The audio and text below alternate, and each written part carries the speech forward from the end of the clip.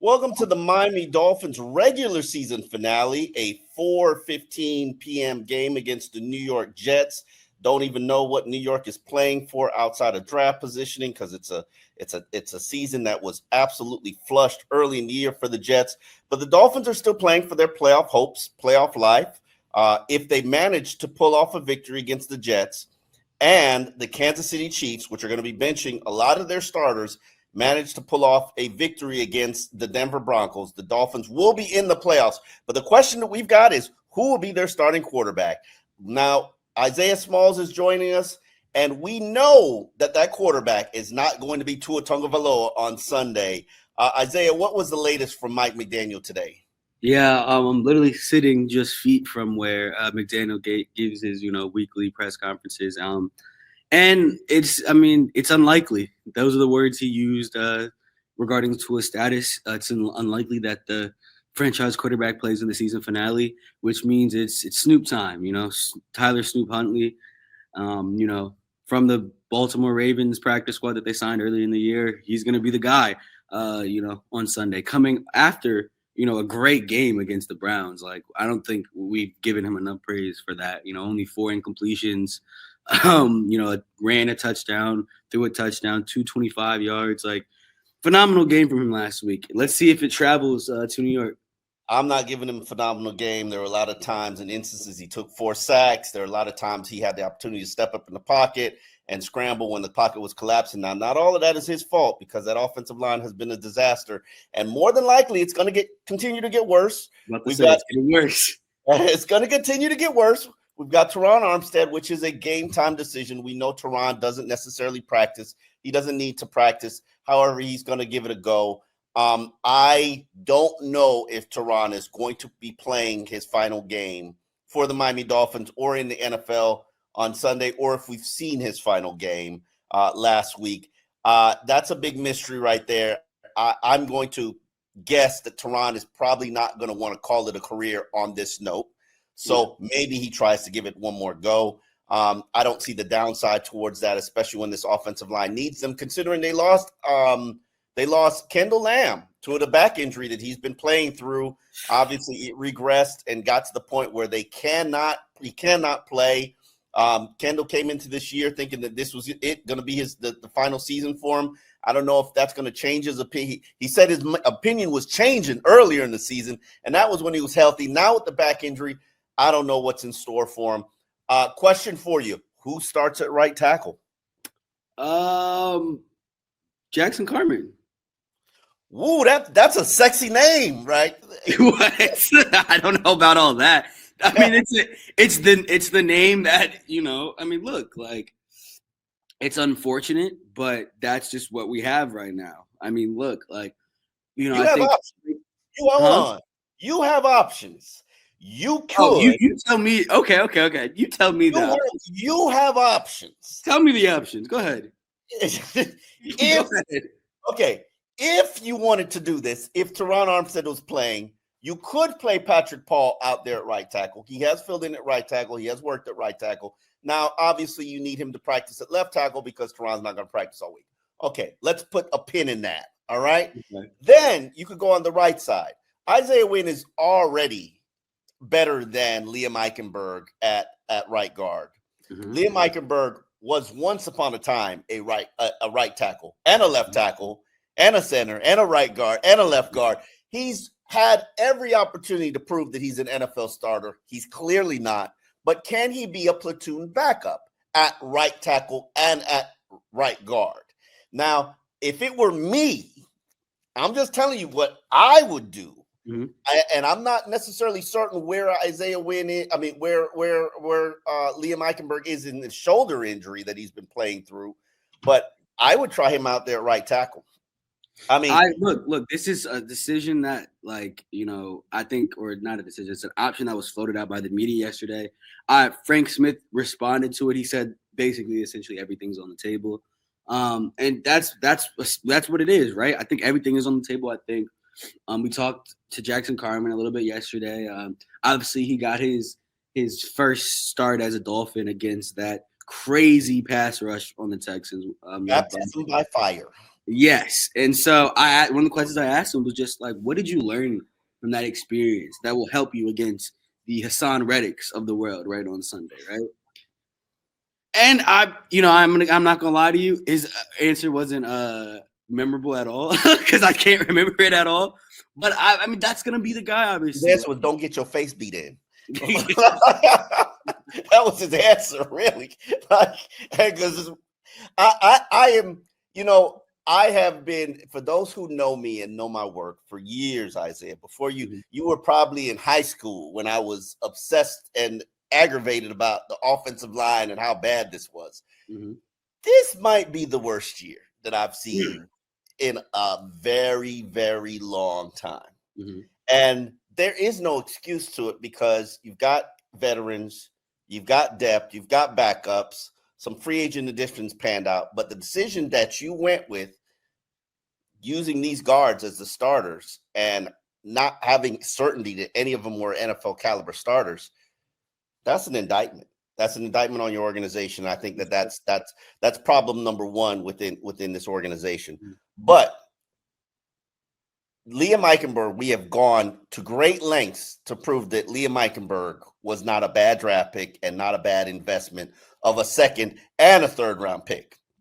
And that has blown up in the organization's face. But I will give Liam Eichenberg an opportunity to prove that, hey, instead of a practice squad player, how about you hold it down at right tackle?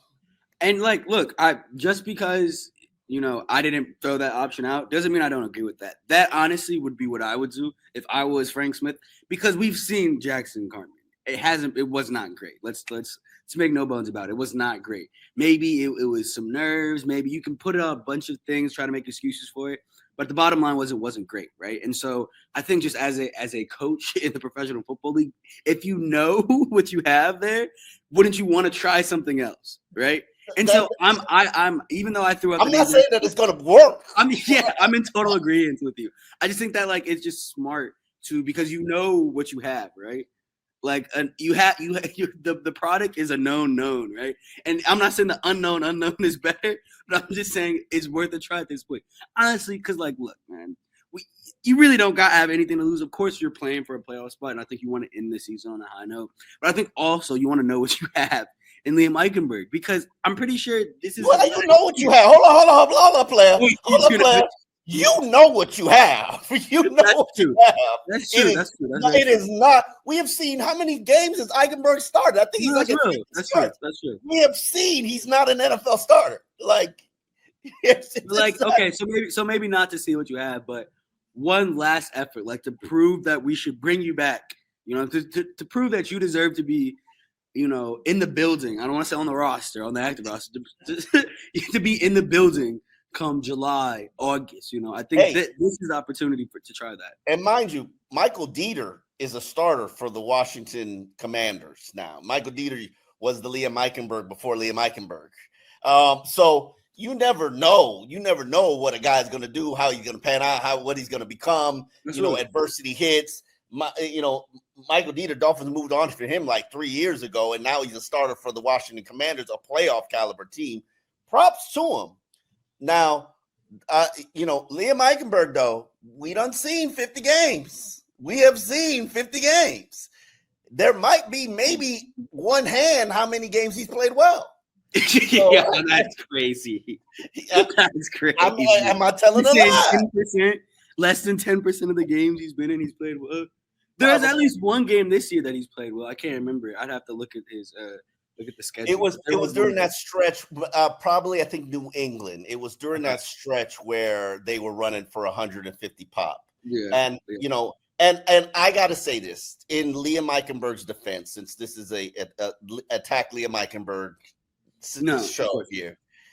It's when he suffered his shoulder injury and started playing with the shoulder harness, which players go through things. And 70% Liam Eichenberg is better than the alternative before Isaiah Wynn got in there. But it started to go down. It was okay. Then it started to go downhill. Yeah, no, that's real. That's very this is just, a byproduct of what happens when you don't build your roster properly and you don't build your football team in the trenches. And I will say that till kingdom comes. It's an indictment on Chris Greer. I will never let that go. He laughed at us in our face, and we see that was crazy. That was crazy. And like halfway through the year, it looked like I remember the conversations being had in the media room. Like, dang, did he really get the last laugh? And then just like that, it just like it just like crazy, the crazy turnaround. That's funny. Unfortunately, what I've learned with offensive lines is all it takes is one injury, and it's a domino effect. The whole unit just starts going downhill. And then we've got other injuries. Anthony Walker is not going to be playing. He's battled a knee injury. He was the guy who sewed it all together. Now Terrell Dobson, the AFC Defensive Player of the Week, is going to be getting his second opportunity to go in there and start. Could this be a showcase game for Dodson, who potentially is a free agent? Let's take a step back. I think last week was the game that he showed it. I didn't even realize he had. Well, everybody has one good game. Look, I agree. But I don't think this is his first good game as a Dolphin. Remember, he has 2 picks on the year. So he's had for the team lead with 2 picks. Yeah. Exactly. He's leading the entire safety unit in picks, and he doesn't even play safety. Right? So I'm sorry. That was unnecessary. But look, I do think to answer your question, I do think this is a week for him to really show out. Like, he said something that a lot of the media, we might have like laughed at the time, but like, I love the confidence. He said like he wants to be the greatest linebacker to ever play this game, right? And so until he's there, he doesn't. And he literally said, "I don't know how I'm going to get there, but I'm going to keep grinding, coming here every day until I'm there." And so just when you have a player with this confidence like that, to me, like I think that's what this game is really about. The business is something else, but this game is really about. Obviously, it's about confidence, right? And so just even if it's a little bit, sometimes confidence is irrational too, but having irrational confidence is better than no confidence, right?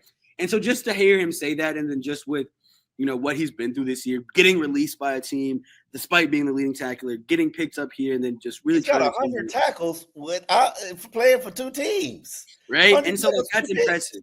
So I just think that like this is, and to me, the defense has to play better for them to win this game, right? If the offense plays the way it did against Cleveland, this isn't even going to be close, right? Just knowing what the Jets did against this defense last time, like they have to want to make that correction, right? And Weaver said it, like this weeks ago when we were talking about what we have to play for, right?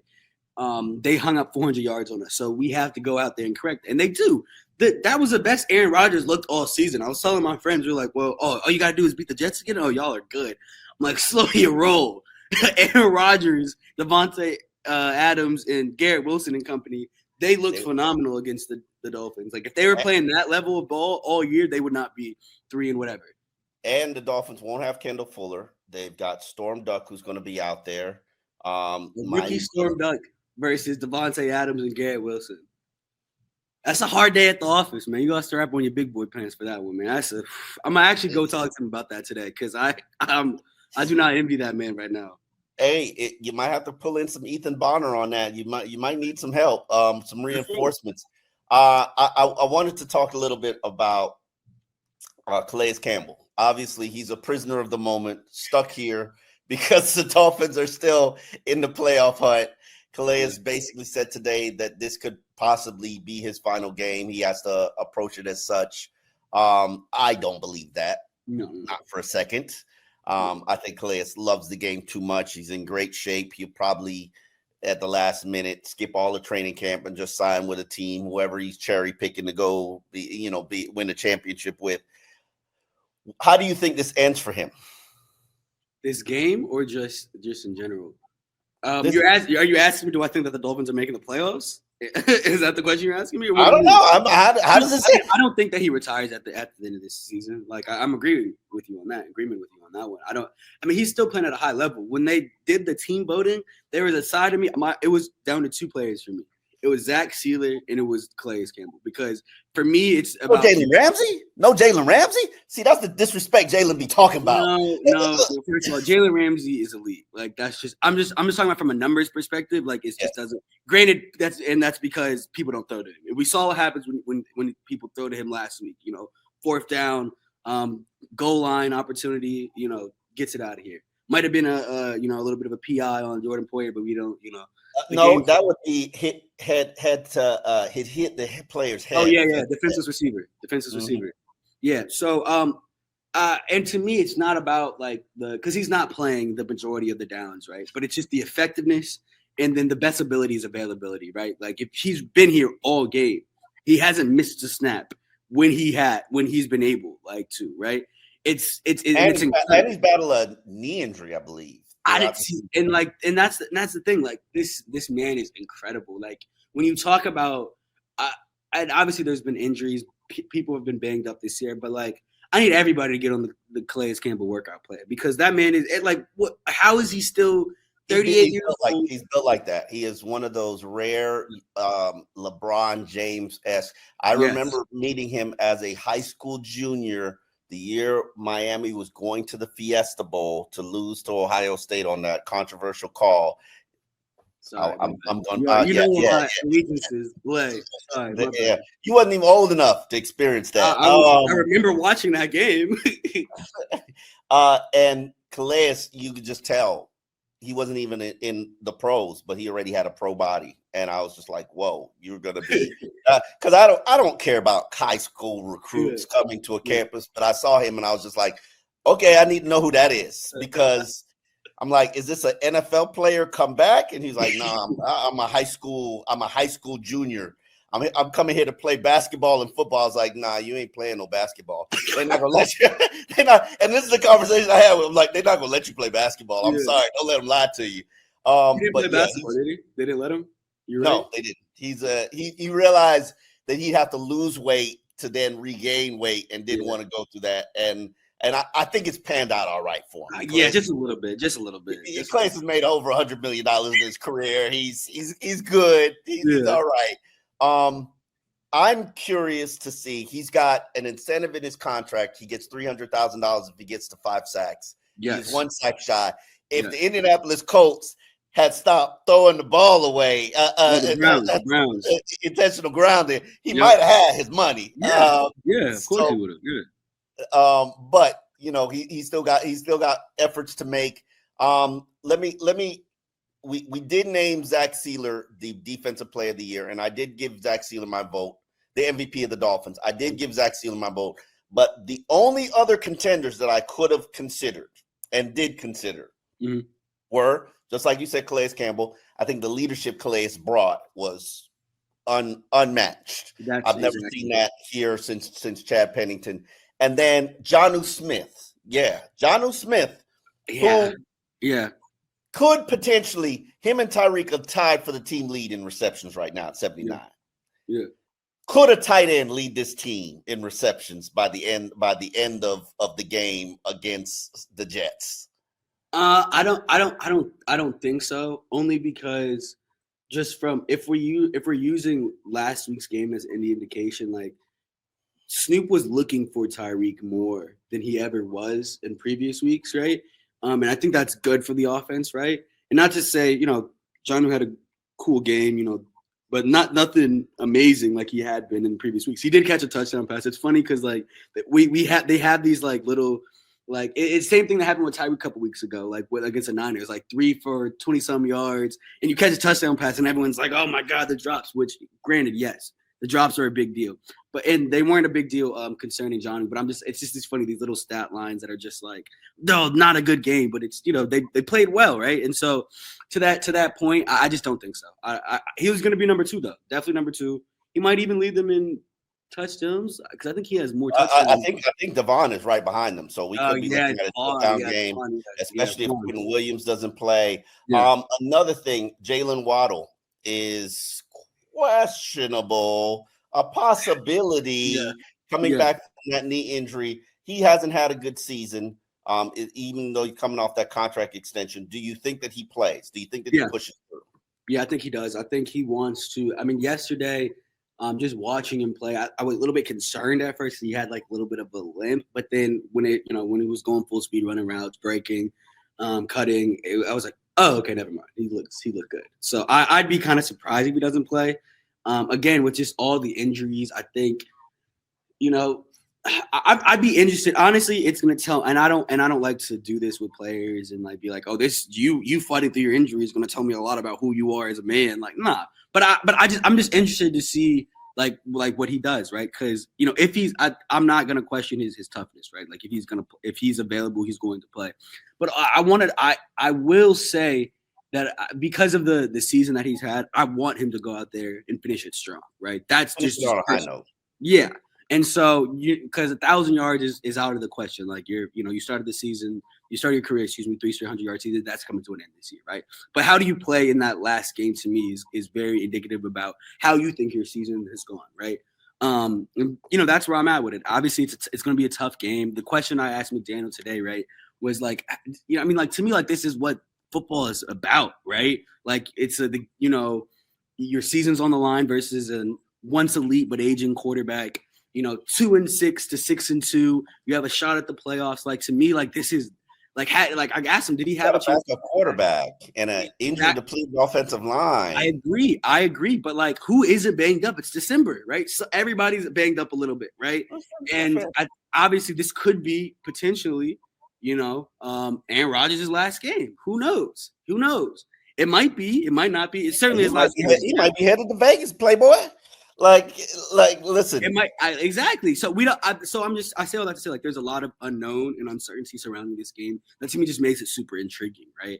And when fans are like, oh, well, what do we have to play for? Like, if the Chiefs, crap the bed, which they could potentially, it's funny that the Dolphins' playoff chances are on the shoulders of Carson Wentz, but it's just Hey, Carson Wentz is trying to prove that he should continue to get the backup bag. So. A good performance might lead to him getting the backup bag, maybe in Miami. So you never know. Hey, Carson, you want to Chris Greer maybe call his agent and be like, yo, you take care of us. We might take care of you in the offseason around here. Let me know what's up.